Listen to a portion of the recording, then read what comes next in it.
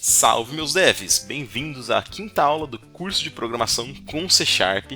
E hoje nós vamos ver sobre cálculos matemáticos, aquela área que as pessoas costumam ter um negócio que dá até uma dor de barriga, mas na prática vocês vão ver que não é tão complicado. Na verdade não é nem um pouco complicado, e a programação também não é só cálculos matemáticos, como muitos por aí pensam, tá gente?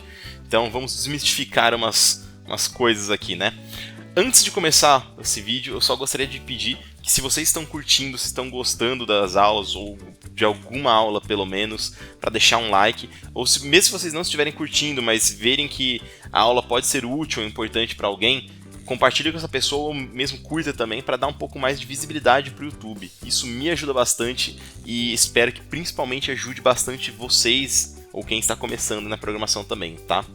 Então vamos lá. Os cálculos matemáticos na programação não são nem um pouco diferentes de cálculos matemáticos que fazemos na escola, por exemplo, ou mesmo no Excel, por exemplo, utilizando fórmulas matemáticas. Então, vamos definir aqui uma variável inteira, tá, gente? Essa variável inteira eu vou chamar de calc e vou mandar ela exibir aqui no console calc. Vamos colocar um 1 aqui dentro. Então, aqui não difere de nada do que a gente já tinha visto. Eu guardei o 1 na variável, mandei exibir no console, tenho 1 aqui no console. Até então, bem simples, sem nenhuma dificuldade. E se eu quiser somar isso aqui com mais 2, por exemplo? Bom, todo mundo sabe que 1 mais 2 é igual a 7, né? Não, brincadeira, é óbvio que não. É igual a 3. Espero que todos saibam disso, por favor. Mas agora, se eu quiser, por exemplo, fazer outros cálculos como multiplicação, divisão, etc. Bom, a multiplicação é representada pelo asterístico, tá? E a divisão é representada pela barra. Não pela contrabarra, existe a barra que é essa daqui e a contrabarra que seria a barra invertida, né? A divisão é a barra normal, beleza?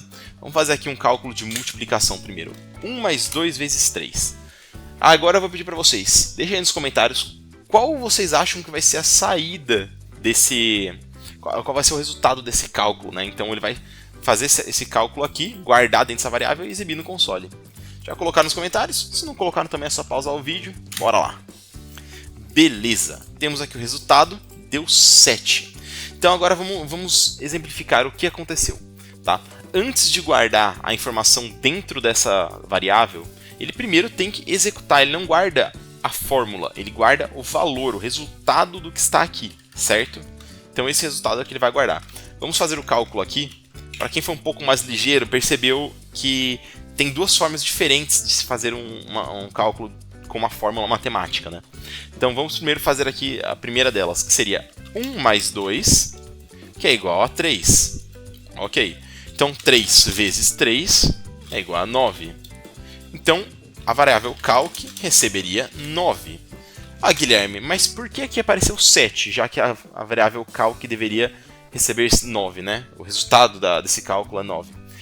Bom, porque na prática o resultado não é 9. Essa é uma das formas de se fazer esse cálculo, tá? Mas não é a forma matematicamente correta de ser feita, beleza?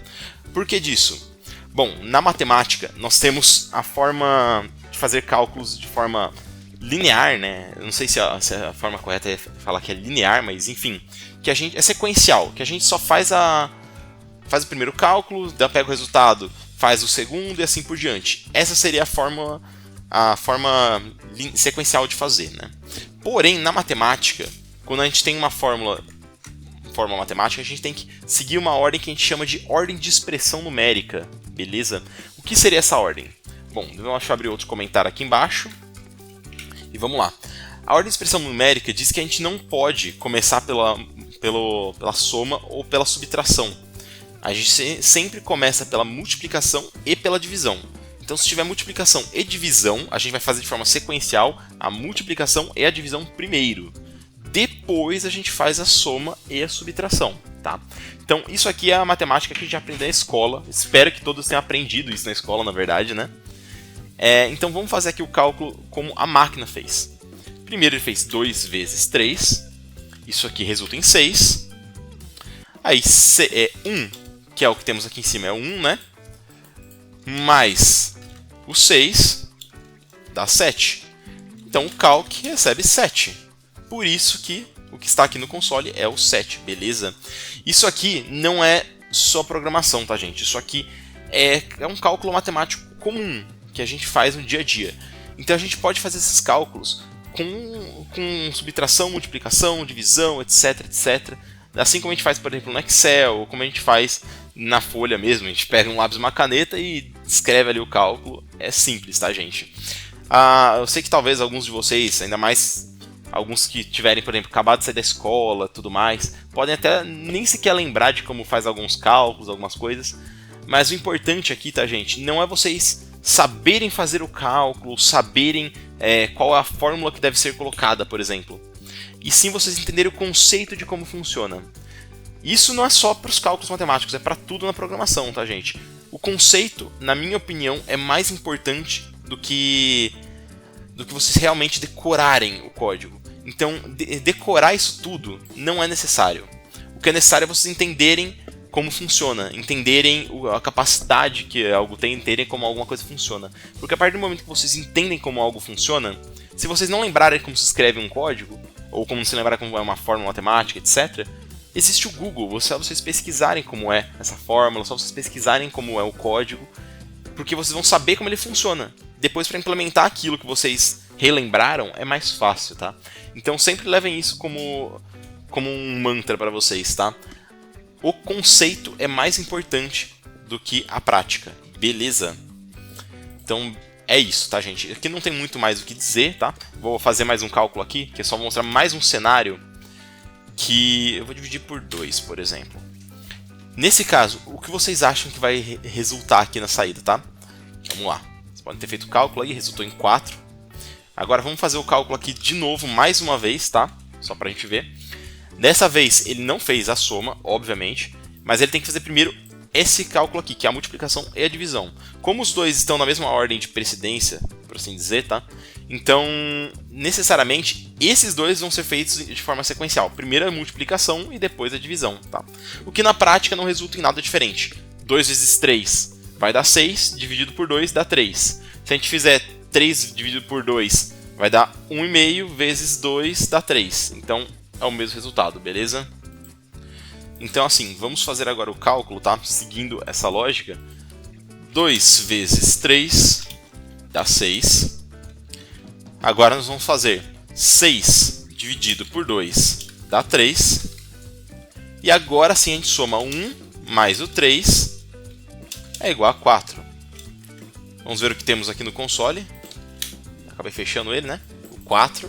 Então, assim, vocês podem ver que ele não faz de forma sequencial, ele faz de forma em ordem de expressão numérica, beleza? Claro que se a gente quiser primeiro somar um valor e depois fazer o resto do cálculo, vamos aplicar aqui a primeira forma que a gente fez, a gente coloca entre parênteses, porque na ordem de expressão numérica, os parênteses vêm antes da multiplicação e da divisão. A gente está basicamente falando que o que está aqui dentro deve ser calculado antes do que está aqui fora, beleza? Então, nesse caso aqui, aí o resultado sim vai ser 9, tá? E não 7. Vamos executar. Aqui, ó, resultado 9, que assim como eu falei, última vez que eu vou calcular aqui, tá, com vocês. 1 mais 2 é igual a 3. 3 vezes 3 é igual a 9. Calc recebe 9. Beleza? Nesse caso, ele vai fazer a primeira soma do que está dentro dos parênteses. Qualquer cálculo que tiver entre parênteses é feito primeiro, tá? E da mesma forma que a gente pode colocar os números aqui, a gente pode poder também colocar, por exemplo, number.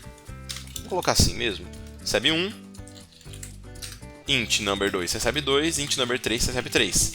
E aí, ao invés de fazer assim, eu vou colocar number 1 mais number 2 vezes number 3. Nesse caso, o que vai acontecer é o mesmo cálculo que aconteceu anteriormente. Eu estou pegando não a variável, o valor que está dentro de cada uma dessas variáveis e fazendo o cálculo que está aqui. Então, novamente saiu 9, porque tem a ordem de expressão numérica, os parênteses vem primeiro, tá? Então, vocês podem ver que a variável vai ter o mesmo efeito de qualquer valor que a gente colocar na mão, certo? Beleza. Último teste que nós vamos fazer aqui, tá, gente? Aí eu não vou utilizar outras variáveis, vou utilizar uma só. E nós vamos fazer um cálculo com float. Bom, para quem não se recorda, float é um tipo primitivo que guarda números de ponto flutuante. Números de ponto flutuante são números que podem ou não ser quebrados, tá, gente? Então, 3 é um número inteiro, 3.2 é um número quebrado, certo? Então aqui eu posso guardar sim um 3.2, tá? Para quem não se lembra, o float precisa definir o f no final para dizer que esse número é um float, tá? Então eu posso fazer cálculos aqui com isso. Então, por exemplo, se eu definir que aqui o calc é um número inteiro e eu colocar aqui 3 dividido por 2, todos sabemos que 3 dividido por 2 dá 1,5, né? Então vamos executar para ver o que acontece. Ó, ele fez o cálculo, mas se a gente abrir aqui a calculadora, 3 dividido por 2 dá 1,5. Por que aqui só apresentou 1? Porque o calc é um inteiro. E tipos inteiros, eles não podem receber tipos de ponto flutuante. Então o que ele vai fazer, se eu não me engano, tá? A gente vai até fazer um teste com vocês em real time, tá? Mas ele desconsidera o que vem depois da vírgula. Ele só considera o primeiro valor. Então assim, necessariamente o inteiro não pode receber um número quebrado, tá? Eu vou colocar outro cálculo aqui, que é 5 dividido por 2. Então vamos fazer aqui para ver qual vai ser o resultado. 5 dividido por 2 vai dar 2,5, tá? Vamos executar. Bom, novamente ele aparece apenas o 2, tá? Ele não consegue colocar o ponto flutuante. Então o que acontece, tá, gente? Quando a gente calcula um número de ponto, o resultado que vai ser um número de ponto flutuante em uma variável inteira, ele não vai arredondar para cima ou para baixo o valor, tá? Ele vai necessariamente desconsiderar o que existe no ponto flutuante, nas casas decimais, tá? Então se a gente fizer aqui um cálculo 3 dividido por 7, que dá um resultado de 2.3, a gente mandar executar, ó, só para vocês verem na calculadora, tá?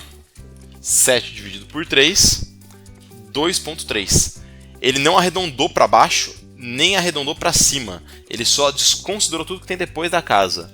Depois da casa do ponto flutuante, tá? Então se a gente colocar aqui, por exemplo, vamos colocar 5 dividido por 3 e executar, novamente, deu 1. Não deu 1 e os quebrados. Vamos ver quanto vai dar aqui, ó. 5 dividido por 3. Eita, coloquei 58, aí não dá. 5 dividido por 3 dá 1.6. A lógica diz que deveria arredondar para cima. Não é o caso, tá, gente? Ele só desconsidera tudo que vem depois do ponto, beleza? Então, assim, se a gente colocar que essa variável é um tipo float, tá? Vocês vão ver um negócio bem curioso agora. Vamos executar o projeto. Ó, mesmo com um ponto flutuante, ele definiu que isso aqui é 1. Por que isso? Porque os números aqui dentro, eles são necessariamente inteiros. O 5 é um inteiro, o 3 também é um inteiro. Para a gente definir que os dois são tipos que vão ser de ponto flutuante também, a gente coloca o f na frente. A gente define que eles são números de float, o resultado tem que ser um float também. Então, se a gente executa aqui agora, 1,6. O resultado correto do cálculo, certo? Necessariamente a gente não costuma ficar utilizando dessa forma, tá, gente? Geralmente a gente coloca os valores sempre dentro de alguma variável, que a gente define que é um float, e na hora que a gente vai fazer o cálculo, automaticamente ele já é um float, por isso a gente não precisa ficar colocando isso o tempo todo, tá? Enfim, essa foi a aula de hoje, tá, gente? Espero que vocês tenham gostado bastante da aula, espero que estejam desfrutando bastante, né, de todo o conteúdo. Vale ressaltar que se vocês estiverem gostando, por favor, deixem um gostei aí, tá bom? Se mesmo virem que é útil ou interessante para alguém, compartilhe com essa pessoa, tá bom? E é isso. Um abraço do Dev. Falou!